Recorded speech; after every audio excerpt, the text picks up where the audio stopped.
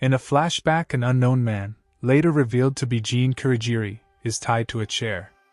Monokuma, watching from a distance, presses a button which forces the man's chair into a Monokuma-shaped Iron Maiden-style rocket ship. When the rocket crash lands and the doors open, all that remains of the man in the rocket is a skeleton. This causes Monokuma to laugh hysterically. In the present day we meet Makoto Niji, an average student who was the winner of a Japan-wide lottery to attend the prestigious Hope's Peak High School, a school normally reserved only for students who are the top in their field. With trepidation, Makoto took his first steps into the school building, only for the world to begin to warp before his eyes. Makoto later wakes up in an empty classroom after falling unconscious. He finds a brochure for the school on the teacher's desk, where he finds a note instructing him to gather in the school's gym at 8 o'clock for the entrance ceremony. After realizing it's already 8 o'clock, Makoto cautiously leaves the classroom for the gym, where he meets his 14 classmates. The final student Makoto meets, Sayaka Meizono, super high school level idol, recognizes Makoto because the two of them attended the same junior high school. Makoto is surprised someone as popular as Sayaka would remember someone as average as him, and Sayaka pretends to be offended as a joke, breaking the ice. A voice begins speaking over the school tannoy, and suddenly a black and white bear appears on the podium on the stage. He introduces himself as Monokuma, the school's headmaster. Monokuma states, "Overflowing with potential, you high schoolers are none other than the hope of the world. In order to protect our wonderful rays of hope, you're expected to live here on campus and nowhere else. In other words, you're gonna spend the rest of your lives in here. For those of you who want to leave, I've established a certain rule. You are free to murder however you like. The only student permitted to leave is one who has committed murder." The students are understandably confused and shocked by this revelation and begin shouting at Monokuma for an explanation. Mondo, furious, threatens Monokuma and grabs him by the throat. Monokuma begins to flail, telling Mondo that violence against the headmaster is against school rules. This violation of school rules prompts Monokuma to explode, which would have killed Mondo had he not thrown Monokuma away at Kyoko's instruction. Seconds later, another Monokuma appears from behind the podium and tells the students that if any more rules are broken, they would be punished. He dismisses them and quickly disappears behind the podium. The students are left questioning whether they really did have to kill each other, and whether they can trust this group of strangers. The students break off into groups to try and find a way to escape, although none of them were successful. Byakuya announces that he would be searching alone in case anyone tried to kill him. Makoto tries to intervene, but instead Mondo punches Makoto for telling him what to do. Makoto is knocked unconscious. Makoto wakes up in what he learns is his new dorm room with Sayaka by his side. She explains that he had been carried to his room after he was knocked out, and that she had volunteered to stay with him after everyone else went to look for an escape. Sayaka insists that she will be Makoto's assistant from now on as they work to find a way out, and Makoto agrees. The pair join the rest of the students at a meeting in the cafeteria. Mondo and Makoto forgive one another. The students share what each group learned during their investigations. The futuristic exit door is sealed tightly closed and could not be forced open. The stairways are sealed with iron bars. Each student has their own comfortable bedroom, and that the kitchen is fully stocked and would be refilled daily with no risk of starvation. Celestia proposes that everyone stays in their room after 10 p.m. for safety. The next day, at a second student meeting after further investigation of the school grounds, Monokuma gate crashes and reveals his first motive, a DVD for each of the students that he has left for them in the A/V room. The students go to the room, which is full of monitors, and find a labeled DVD for each of them. Makoto takes his DVD and watches it, finding a scene of his sister, mother, and father congratulating Makoto and wishing him well at his new school, sitting in their home. Suddenly the scene in the video shifts to another shot of the same room, but the room is destroyed and his family are nowhere to be seen.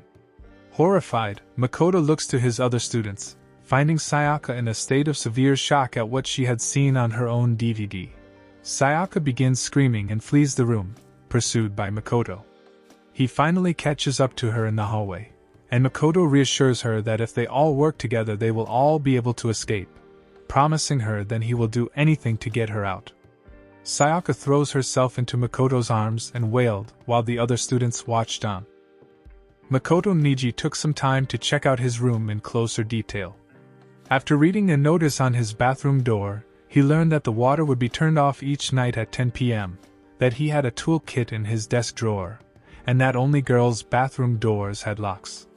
After trying to get into his bathroom, he realized that the door was faulty and difficult to open, and Monokuma appeared to teach him the trick to opening it. After Monokuma left, Sayaka appeared at his door, frightened and telling him that someone had tried to force their way into her room. Makoto agreed to switch rooms with her in order for her to feel safer. The next morning, at the breakfast cafeteria meeting, Sayaka was notably missing. Fearing the worst, Makoto fled back to his room where he discovered it was trashed. He checked the bathroom and found Sayaka's body covered in blood, with a knife embedded in her stomach. Makoto screamed and passed out. Some time later, Makoto awoke in the gym after being carried there by Sakura Ogami. The students had all gathered in the gym at Monokuma's insistence, where he teaches them additional killing game rules and how the process of class trials work, including executions. If the students are unable to identify the culprit will walk free and the other students will be executed. If the students identify the culprit will be executed. Junko protested, refusing to take part in the trial. This angered Monokuma, and he charged at her, but Junko stepped on him, pinning him down. Monokuma reminded her that violence against the principal is against the rules, and summons spears of Gungnir out of thin air. Junko is impaled by multiple spears all over her body and fell to the ground dead. The students were shocked, but realized that they were going to be forced to investigate Sayaka's death, or they would meet the same fate. The students learned from their handbook that Sayaka died in Makoto Niji's room, which immediately made him the prime suspect. Makoto and Kyoko found the knife that killed Sayaka, discovered her wrist was broken, that she had gold flakes from the katana, and found numbers written on the wall in blood. When investigating the incinerator room with Ifumi Yamada, Makoto found a shattered crystal ball and a piece of bloodied cloth. Kyoko realized that Makoto and Sayaka's dorm room nameplates have been switched. Finally, Makoto found Sayaka's motive DVD in the trash can. He played the DVD in the A/V room. First, Sayaka is shown performing with her idol group, but the scene suddenly transitions to her bandmates on the floor of the state, apparently dead.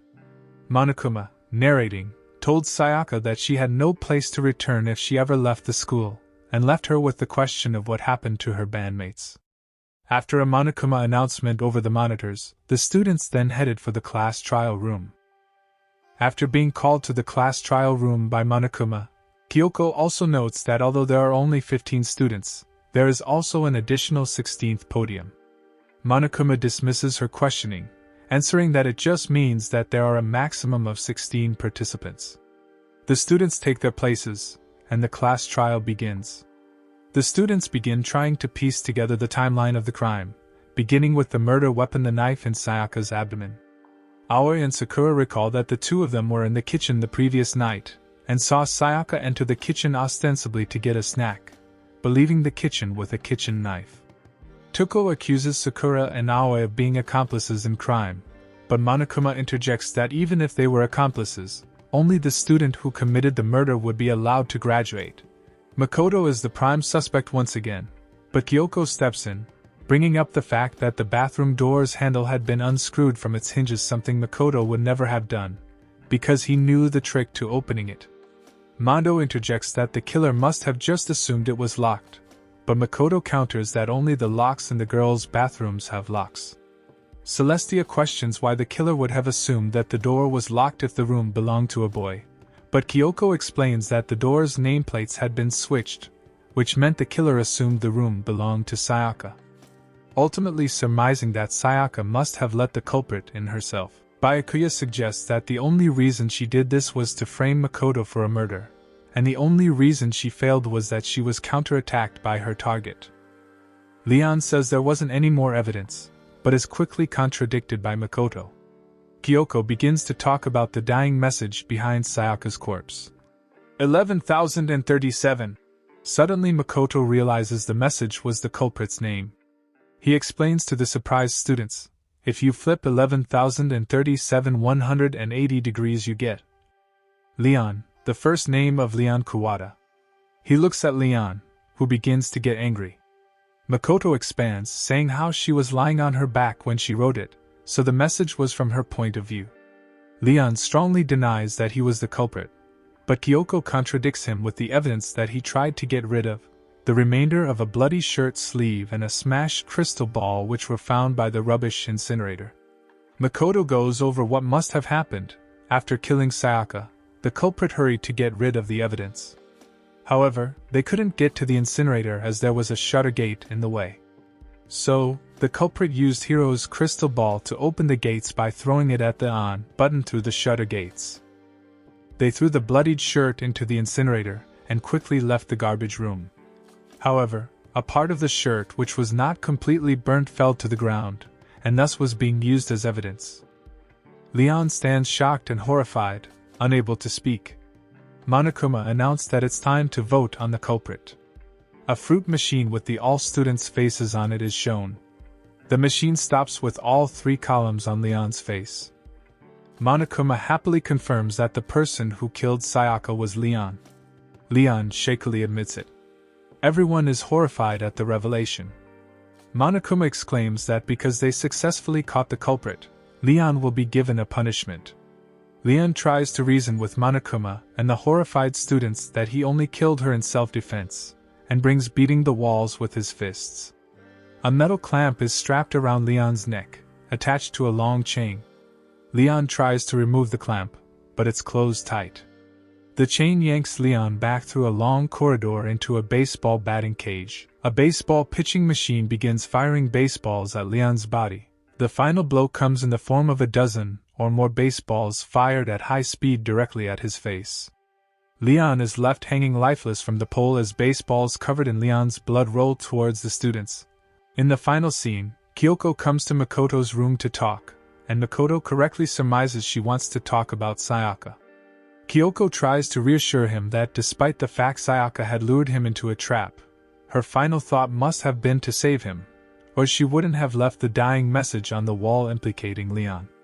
Kyoko tries to get him to keep moving forward, but Makoto insists that he will carry Sayaka and Leon's deaths with him for the rest of his life. Kyoko smiles at him, happy to see him move forward.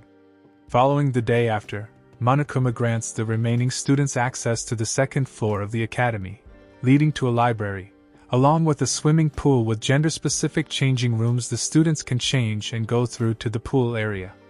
Whilst the rest search the newly opened floor, Byakuya and Kyoko come across a school laptop that won't turn on, aware they are likely not able to use the internet.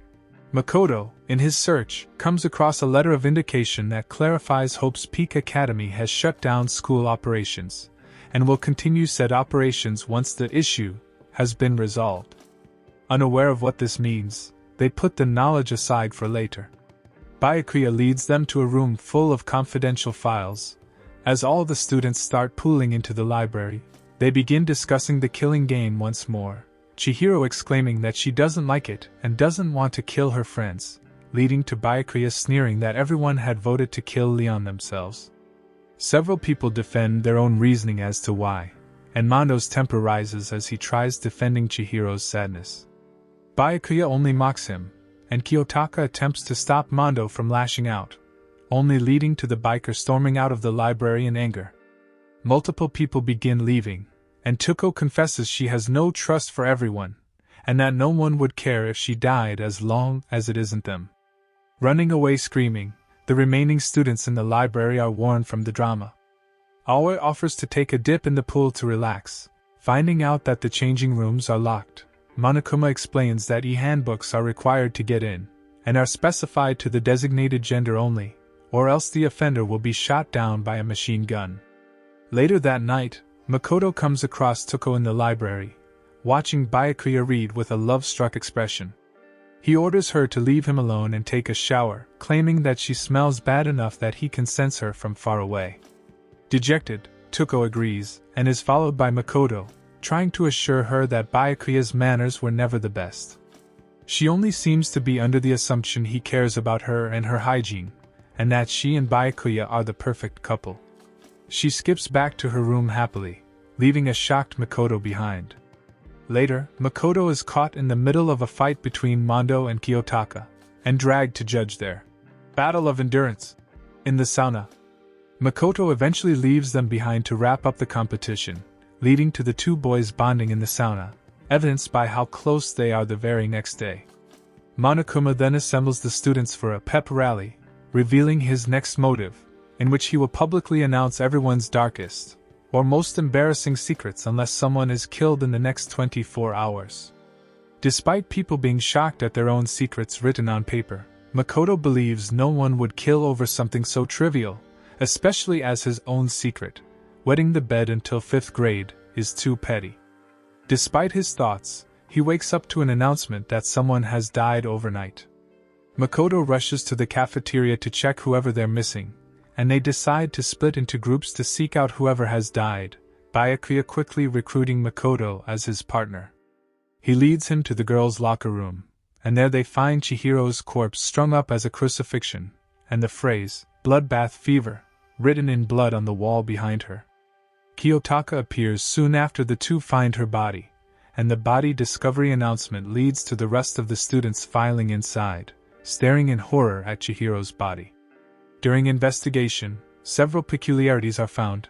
This prompts Byakuya to reveal that the death must be the work of Genocide Show, and thus leads Makoto into the confidential files room in the library to pick up the cases on the murderous fiend, nearly everything about Chihiro's death matching up to the descriptions of the murderous victims.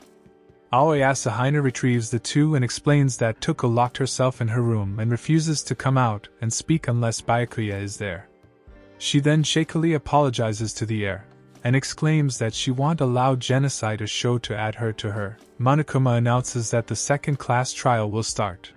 The episode begins with the trial for Chihiro Fujisaki's murder underway. Monokuma prompts them to start discussing the weapon used, with Makoto preparing for the non-stop debate, his truth bullets ready. Byakuya kicks off the debate, stating that the victim's fatal injury was caused by blunt force trauma. Yasuhiro Hagakure suggests a metal pipe as the weapon, but Makoto dismisses it, pointing out that no pipe was found at the crime scene. Byakuya asserts he already knows the culprit, revealing that Chihiro's killer is Genocide Show, which shocks everyone. Makoto backs Byakuya's claim, noting they found a dossier on Genocide Show in the library, connecting the murder to the serial killer's trademark style. Celestia is surprised, and Byakuya reveals the killer's identity, Tuko Fukawa. Despite her protests, Byakuya insists that Genocide Show killed Chihiro, prompting her to transform into her murderous alternate personality.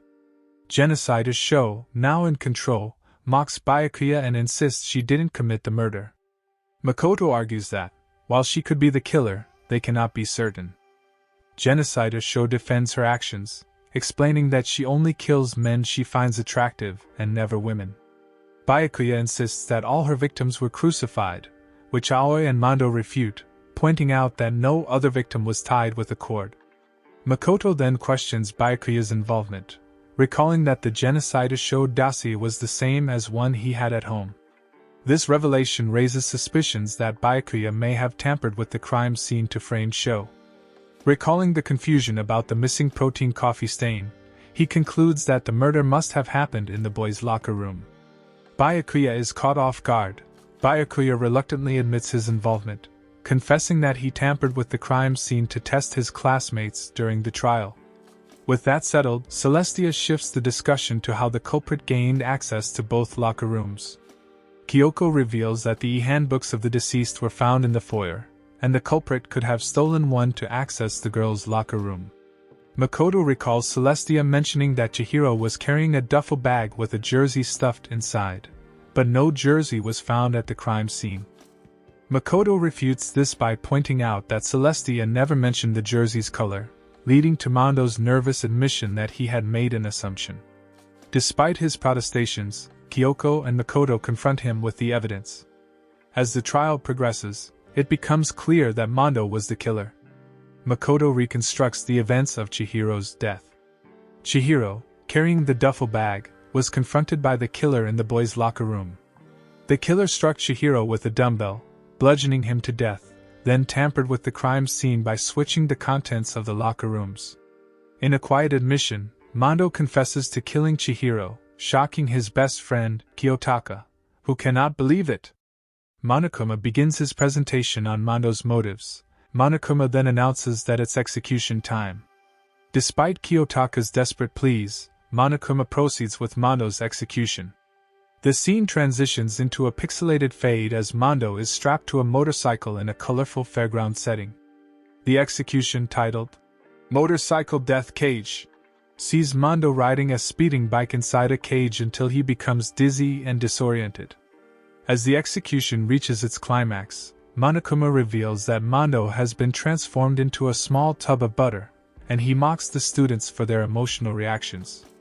Monokuma taunts the students, claiming that despair is their birthright, and Kiyotaka's emotional breakdown underscores the futility of their situation. As the camera pans across their faces, Makoto reflects on how powerless they all are, with Aoi mourning the deaths of the fallen students. She goes out by herself and discovers a bright light glowing in the darkness. A close-up of Chihiro's face is seen and Aoi's screams echo in the hallways. A new floor is opened for the students following the class trial, which has rooms such as a game room, art supply room and science lab. Monokuma calls all the students to the gym, where he reveals a new motive: a reward of 10 billion yen if you kill and get away with it. The students all doubt anyone would kill for money. Aoi sighs as Sakura Ogami wonders what's up. Aoi then reveals that she saw Chihiro's ghost. The students soon all gather in the public baths to find a laptop which Chihiro had repaired. The laptop contains the AI Alter Ego, which is currently trying to crack some files. Alter Ego presents itself as Mondo Owada in front of Kiyotaka to assure him it wasn't his fault for not stopping Mondo before he killed Chihiro, resulting in him having a new spark of life as Kiando Ishida, believing Mondo's soul to be within him. Everyone watches in confusion as Kyoko tells Alter Ego to keep working, when suddenly Alter Ego shows them a picture of Leon Kawada, Chihiro and Mondo goofing off with each other. The group is once again confused as they wonder if Monokuma was playing tricks. The next day, Makoto Niji hears some screaming coming from the bathhouse. When he goes over to see Hifumi bowing in front of the girls, he notices Makoto and starts begging for help to save him. When Makoto asks what happened, Hifumi says that he visited Alter Ego last night and that he now has a connection with Alter Ego and that he thinks he loves it. When Kiyotaka comes in and says that he won't allow his friend to be crushed on by him, and soon they start a minor fight as Kyoko breaks it up. Kyoko bans everyone from seeing Alter Ego and everyone agrees, Kiyotaka and Hifumi begrudging saying the other to keep away. The next day Kyoko calls everyone to the public baths that night to reveal Alter Ego has gone missing. Kiyotaka and Hifumi blame each other. The next morning, Kiyotaka and Hifumi's bodies are found dead and Celestia is attacked by the Robo-Justice. However, the situation becomes more confusing when the pair's bodies disappear and are found again in an art cupboard. It appears Hifumi is on the edge of death, and gasps Yasuhiro, and having already met everyone before coming to the school before passing away. Hifumi dies in Aoi's arms, just as Monokuma announces that a corpse has been found and that a class trial will be held. Everyone is distraught at the loss of two in a row. The episode begins with a flashback to the previous episode, Hifumi Yamada dying in Aoi Asahina's arms as Monokuma announces that a corpse has been found, and that a class trial will be held soon. Makoto leaves soon after the others to look for Kyoko and Yasuhiro, but is found by the former instead. Kyoko interrupts Makoto when he asks her where she'd been all this time, requesting that he assemble everyone for her. They assemble at the pool. Inside the locker is the Justice robot suit. Sakura and Makoto help Yasuhiro out of the robot suit, Toko Fukawa making fun of Yasuhiro for making something he can't get out of, but Yasuhiro claims that he didn't make it himself. He tells the others that he got a note telling him to meet up with someone. However, he was attacked from behind and knocked out, and when he came to, he was wearing the robot suit. Kyoko inspects the corpses of Kiyotaka Ishimaru and Hifumi, with Makoto saying that they died due to blunt trauma to the head. Multiple clues are found by them, and Kyoko finds Hifumi's note. Then, they go to the class trial. The class trial begins. Aoi and Celestia insist that they know already who did it, Yasuhiro Hagakure. Yasuhiro frustratingly insists that it wasn't him. Celestia asks what he is getting at, and Makoto pulls out the note that Yasuhiro showed him earlier. Kyoko calls for us. He states that the difference in handwriting is. Kyoko intervenes, saying they should talk about the other possibilities. Celestia sighs, saying that Kyoko was the only other person absent. Kyoko says that even with the trolley, it would have still been hard to move Hifumi's body and suggests that the corpse moved itself, being met with shock and a rebuttal from Celestia. Makoto thinks to himself, mentally going through the whole thing. He picks up on something Celestia said earlier. Celestia laughs almost maniacally, saying that Makoto really wants to frame her as the culprit. Then, Makoto objects, saying it could be no one else. To this, Celestia gets incredibly mad, and recalls the last words of Hifumi, Yasuhiro. Makoto asks for Celestia's real name, but she objects, asking if she would have such a lame last name like Yasuhiro. He then asks her to show her student handbook, because it displays user's real name when booting up. Celestia has no response, indicating that Makoto's suspicions were true. Makoto tells Celestia that she lost, and Celestia admits she did it. She then asks Monokuma to start the punishment. The vote is unanimous, with Celestia found guilty. Monokuma tells them Celestia's real name, Teiko Yasuhiro. Then, Celestia reveals her entire plan, motivating Hifumi by using alter ego and killing both Ishimaru and Hifumi. She also tells them of her dream, to live out the rest of her days in a western castle, which was why she turned to gambling. Monokuma's 10 billion yen would have been sufficient for the castle, had Celestia gotten away with the murder. Celestia starts walking away for her execution, saying that if she were to be reborn, it would be as Marie Antoinette. After the trial ended with Celestia's execution, Kyoko and Makoto discovered alter ego located in one of the lockers of the bathhouse. As Kyoko begins to leave, Makoto asks her what she was doing all day, by herself. Kyoko responds with, "Nothing you need to know right now." And tells him what she was investigating, a secret room, in the boys' washroom on the second floor. But then, just as Makoto reads out the ominous phrase, a masked figure comes out from behind him and hits him on the head, knocking him unconscious. After he regained his consciousness, Makoto realized all the files in the hidden room were gone. Amidst his worry and confusion, sometime later, he overheard a commotion from the gym. Makoto overhears that Sakura had been forced to become Monokuma's mole as he took her family dojo hostage. As Makoto feels he should not jump to conclusions until he has talked to Sakura, Kyoko becomes annoyed with him for keeping secrets from her. After exploring the fourth floor, containing some locked rooms that Monokuma forbids breaking into, Mondo's gang catches up with Alter Ego, who reports that Hope's Peak Academy was placed under lockdown due to a terrible incident, theorizing that the school's true headmaster may be behind it. He also discovers another strange photo, this time of Sayaka, Celestia, and Hifumi together. Monokuma announces to everyone that Sakura is the mole, who was ordered to kill someone in exchange for her dojo's safety. As Aoi becomes angered by the mean words said about Sakura, she gets into a scrape with Genocider, leaving Sakura angered that innocent people got involved. Alter Ego asks Makoto and Kyoko, who forgives Makoto for keeping quiet about Sakura, to take him somewhere where he can connect to the school network so he can find a way to help the students escape. Despite knowing the risks involved, Makoto and Kyoko respect his wishes and set him up in the hidden room.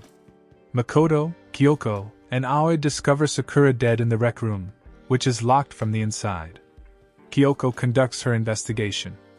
Aoi directs her anger towards Byakuya, Toko, and Yasuhiro, feeling one of them is responsible for Sakura's death.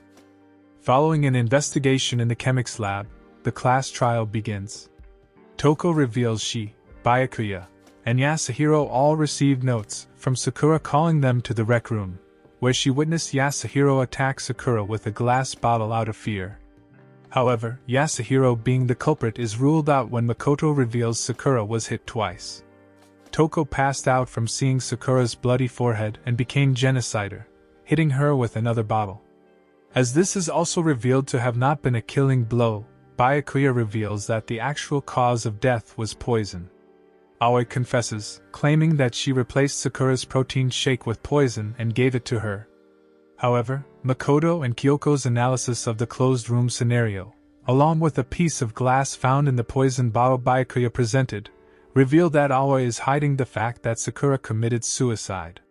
She tried to steer the trial to a wrong verdict, believing from a suicide note that Sakura was suffering and that everyone deserved to die to make up for it. Monokuma reveals the note she read was a fake he made. Sakura's real suicide note states that she took her own life to save her dojo and wished for everyone else to make it out of the academy alive. Although the others feel encouraged by Sakura's dying wishes, Monokuma reveals he caught Alter Ego trying to hack into the school network and destroys his laptop with a digger. Later that night, Kyoko has Makoto distract Monokuma while she does some investigating. She warns him about the academy's 16th student and super high school level despair, Mukuro Ikusuba. After the group explore the fifth and final floor, containing a botanical garden and a classroom filled with blood, Byakuya questions Kyoko about her identity, but she states she does not remember due to amnesia. Byakuya dismisses this idea and confiscates Kyoko's room key. Makoto is given the responsibility of looking after a survival knife that Toko found. Later that night, Kyoko, who obtained a mysterious key and the details about Mukuro from the headmaster's office thanks to Sakura breaking down the door, asks Makoto to keep Monokuma occupied while she investigates the dorm building's second floor. Makoto comes down with a fever as a result of staying up all night. He has a dream stating he is supposed to stay in Hope's Peak Academy instead of escape from it, before witnessing a masked person wielding the survival knife, followed by Kyoko telling him something he cannot hear. Waking up the next morning to discover the knife is missing, Makoto heads to the gym where everyone else is disassembling a Monokuma unit. Whilst looking for a way to break into the headmaster's office for answers, the group discover a corpse in the botanical garden resembling the masked attacker Makoto saw. Before they can remove the mask and identify the victim, a bomb goes off, torching the corpse and leaving it unidentifiable. Finding a key to the data processing room, the group are confronted by a fully working Monokuma, who reveals all their actions are being broadcast live to the outside world. A class trial is to be held for the corpse they found, which is that of Mukuro Ikusuba. After conducting their investigation, during which Byakuya Togami has Makoto Niji investigate Kyoko Kurigiri's room, the class trial begins. Byakuya accuses Kyoko, who has no alibi, but she curiously brings up evidence that effectively negates Makoto's alibi. After ruling out a fake stab wound, along with multiple wounds from days ago, as causes of deaths, Byakuya points out a locker key found in Kyoko's room, which opens a locker in the archery room containing steel arrows that could be used as a blunt instrument. Although this appears to be contradicted by the fact Byakuya had the key to Kyoko's room the entire time, Makoto considers the possibility that Kyoko could have used the key she stole from Monokuma. Deciding to believe in Kyoko and not reveal the key, Makoto questions that something is wrong about the trial. However, Monokuma suddenly declares an abrupt end to the trial, declaring Makoto to be the culprit. Makoto is placed on a conveyor belt leading to a crusher, but he is miraculously saved thanks to a virus left behind by Alter Ego and falls safely into a garbage dump below. Sometime later, Kyoko throws herself down the garbage chute to aid Makoto, providing him with food and a means of escape. Kyoko explains how Makoto would have been the victim had she not saved him from the assailant, with the trial a setup to get either her or Makoto out of the picture. Whilst making their way up a giant ladder, Kyoko states she had regained some of her memories, revealing herself to be the ultimate detective, who came to Hope's Peak Academy to see her father, the headmaster, who she is not on good terms with. Arriving back at the academy, Makoto and Kyoko confront Monokuma, offering to settle things in an all-or-nothing class trial, in which they must not only deduce Mukuro Ikusuba's murderer but also solve all the mysteries surrounding Hope's Peak Academy. Reuniting with the others and given the entire academy to examine, Makoto prepares for the final investigation, the final class trial and the final battle between hope and despair. Monokuma has decided to make the last class trial in which the survivors have to solve the high school's mysteries, including the culprit of Mikuro Ikusuba's death. Monokuma announces in the beginning of the episode that he is now unlocking all rooms in the school, including the private room of the headmaster, Kyoko's father. Kyoko Kurogiri and Makoto Niji go inside the private room. Inside, there is a computer, on which Kyoko has gotten previous vague information on ultimate despair. On this computer, there is a password box, but what it is for, they do not know. Kyoko mentions that she has tried countless different answers for the puzzle, that is the password code, to no success. Makoto, however, gets an idea he is sure Kyoko did not think of. He types Kyoko, Kyoko's first name, and is successful, opening a secret door that was hidden in the wall. Makoto and Kyoko go inside this newly revealed secret room, only to come across a brightly colored package on a table. Despite Kyoko's warning that it is most likely something unpleasant, Makoto opens the gift box to find a human skeleton, assumed to be that of the headmaster. Along with the remains, there is an ID card, presumably belonging to the headmaster.